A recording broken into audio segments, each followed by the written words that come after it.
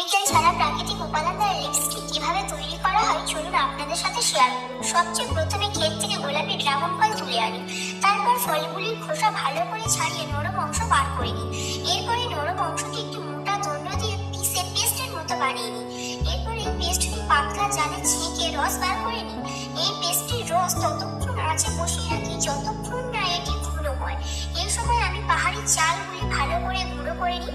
এখন এই গুঁড়ো ড্রাগন ফলের রসের সাথে লেবুর রস মিশিয়ে তাতে চালের গুঁড়ো মিশিয়ে ভালো করে নাড়ি।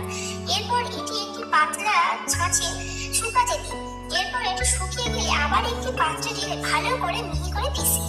এরপর একটি পাত্রে জঙ্গল থেকে সংগ্রহ করা প্রাকৃতিক মধু, চা গাছের ফল থেকে পাওয়া ক্যামেলা অয়েল হালকা গরম করি। এরপর ঠোঁটের যত্নের জন্য দিই ভিটামিন ই, সুবাসের জন্য দিই গোলাপ জল। আর এখন এই উষ্ণ মিশ্রণটির সাথে ড্রাগন ফলের পাউডার মিশিয়ে নিই। তারপর সেটিকে লিপস্টিকের ছাঁচে ঢেলে সারা রাত রেখে দেওয়ার পর দেখি তৈরি হয়ে গেছে আমাদের প্রাকৃতিক ফলের রসের তৈরি লিপস্টিক, যা কেবল ঠোঁটে ভালো রাখে না, ঠোঁটে এনে দেয় প্রাকৃতিক উজ্জ্বলতা। এই লিপস্টিক কি ব্যবহার করতে চাও কমেন্টে অবশ্যই জানিও, আর সাবস্ক্রাইব করে পাহাড়ি পরিবারের সাথে